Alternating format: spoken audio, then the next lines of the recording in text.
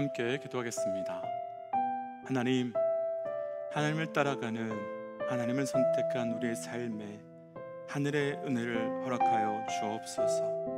오늘도 하나님께서 허락하시는 그 은혜만 따라 살아가는 우리의 삶이 되어 그 은혜를 누려가기 원합니다.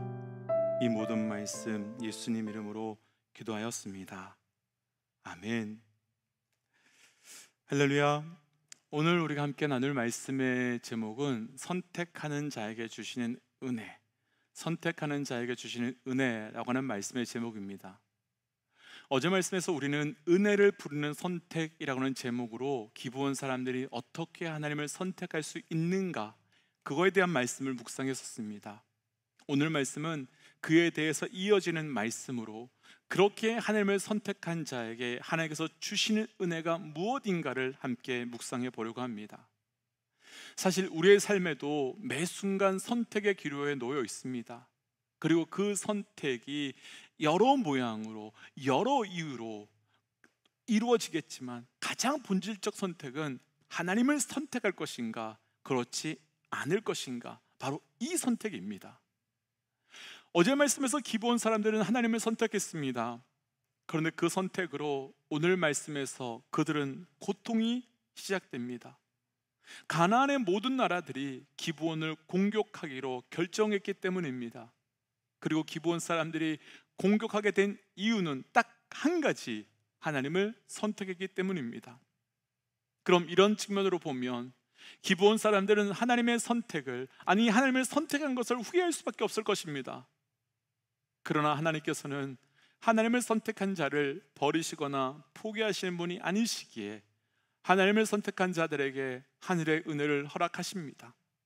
오늘은 그 은혜가 어떤 것인지 함께 묵상하고, 하나님을 선택하여 나아가는 삶 때문에 후회가 되고 어려움이 생기나 할지라도 그 선택한 자에게 주시는 하늘의 은혜가 있음을 기억하고 그 은혜 붙들고 끝까지 나아가시기를 주의 이름으로 도전합니다. 선택한 자에게 주신 은혜, 6절과 7절입니다. 6절, 7절. 기브온 사람들의 길갈 진영에 사람을 보내어 여호수아에게 전하되 당신의 종들 돕기를 더디게 하지 마시고 속히 우리에게 올라와 우리를 구하소서. 산지에 거주하는 아모리 사람의 왕들이 다 모여 우리를 친하에다 하매 여호수아가 모든 군사와 용사와 더불어 길갈에서 올라가니라. 아멘. 기브온이 배신했다는 소식을 듣자 가나안 연합군은 기브온을 공격하기로 합니다. 그리고 이 소식을 들은 기브온은 주저하지 않고 이스라엘 백성들에게 도움을 요청합니다. 사실 조금 생각해 본다면 이 장면이 좀 이상하게 솔직히 이해가 안 됩니다. 우리가 앞선 말씀에 나누었지만 기브온은 이스라엘을 속여서 언약을 맺었습니다. 그렇다면 염치가 있으면 도와달라고 하면 안 되는 겁니다. 그냥 자기들을 받아준 것만으로도 감사하다 해야 됩니다. 그런데 기브온 사람들은 이스라엘 사람들에게 얼른 와서 우리를 도와주어야 돼 라고 말합니다. 그런데 여기서 더 이상한 것은 이스라엘은 자기들에게 거짓말을 한 사람들을 도우러 올라간다는 겁니다. 그것도 천천히 올라가는 것이 아니고 길갈에서 기브온까지 대략 35km가 떨어져 있는 거리인데 즉시 밤새도록 달려가서 기브온 사람들을 도와주고 지켜준다는 것입니다. 이 부분에서 두 가지가 이해가 안 됩니다. 첫째, 어떻게 염치도 없이 도움을 요청할 수 있나? 라는 생각. 두 번째, 이스라엘은 왜 그들을 도우러 갔을까? 라고는 생각. 그런데 이 두 가지 질문이 사실은 한 가지에서 만나게 되는데 바로 이스라엘과 기브온이 하나님 앞에서 맺은 약속 때문입니다. 어제 본문인 9장 18절과 19절을 보면 이스라엘과 기브온은 하나님 앞에서 약속을 맺습니다. 아니, 더 정확하게는 하나님께서 하나님을 선택한 기브온에게 약속과 언약을 주셨습니다. 그렇다면 지금 기브온과 이스라엘은, 그리고 기브온과 하나님은 어떤 관계인 것입니까? 바로 언약의 관계, 약속의 관계가 되는 것이지요. 그것도 절대로 변할 수 없는 하나님의 이름으로 맺어진 언약의 관계가 되는 것입니다. 그렇다면 기브온이 용기를 내서 이스라엘에게 도움을 요청한 근거도 약속 때문이고, 이스라엘이 기브온을 당장의 도로 올라간 근거도 바로 약속 때문입니다. 그럼 하나님께서 하나님을 선택하고 따르는 자에게 주시는 것이 무엇입니까? 맞습니다. 약속입니다.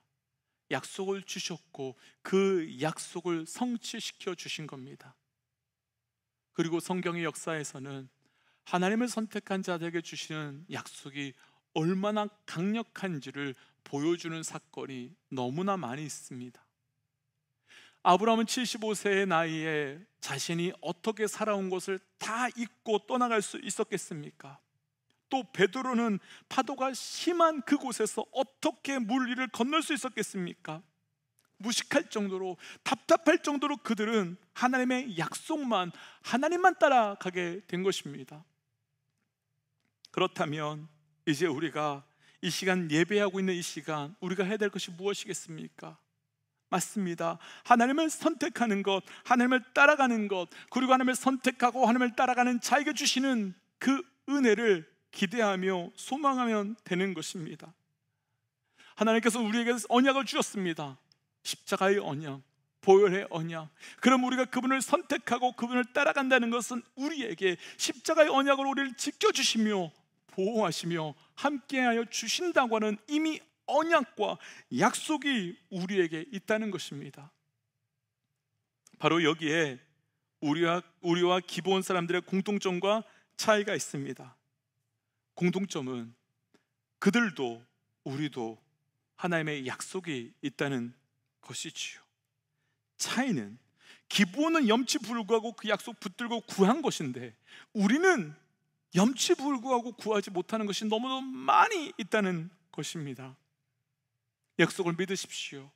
그리고 기브온 사람들이 그 약속을 붙들고 그냥 구했던 것처럼, 그리고 그 약속 때문에 하나님께서 이스라엘 백성들을 그때 바로 움직이게 하셨던 것처럼 우리의 삶에 약속 붙들고 약속 가지고 구하며 나아갈 때 하나님께서는 우리의 그 믿고 나아가는 약속대로 역사하게 되실 줄 믿습니다. 그리고 무엇보다도 하나님은 선택한 자에게 주신 약속을 절대로 무너뜨리시고 깨뜨리신 분이 아니시라는 것을 믿고 나아가십시오. 믿음의 도역자 여러분, 하나님을 선택한 자에게 주시는 가장 큰 은혜가 무엇이겠습니까? 약속입니다. 그리고 그 약속만 주신 것이 아니라 약속의 성취입니다. 그렇다면 이 아침 예배하는 우리에게 하나님께서는 약속을 주셨고 우리는 그 약속을 선택하였습니다. 이제 하나님께서 우리의 삶에 그 주신 약속을 끊임없이 성취시켜 나아가며 우리와 함께 하시며 동행하게 되실 줄 믿습니다. 함께 기도하겠습니다. 하나님께서 우리에게 허락하신 그 약속 붙들고 살아가는 자 되기 원합니다. 하나님, 그 약속을 주셨을 뿐만 아니라 약속을 이루어 가시는 하나님이시기에 하나님, 우리가 그 약속 붙들고 구하는 자 되게 하여 주시옵소서. 하나님, 오늘도 우리의 삶에 의심이 있다면, 하나님, 오늘도 우리의 삶 가운데 염려가 있다면 약속으로 나아가고 약속으로 달려나아갈 수 있는 우리의 삶이 되기 원합니다. 이 모든 말씀 예수님 이름으로 기도하였습니다. 아멘. 믿음의 동역자 여러분, 약속을 붙드십시오. 기브온과 우리의 차이는 약속을 믿고 무조건 구했다면 우린 여전히 고민한다는 것입니다. 믿고 붙들고 구하십시오. 함께 선포하고 삶의 자리로 기도의 자리로 나아가지요. 함께 선포하겠습니다. 하나님은 살아계십니다. 아멘. 승리하십시오. 함께 기도하겠습니다.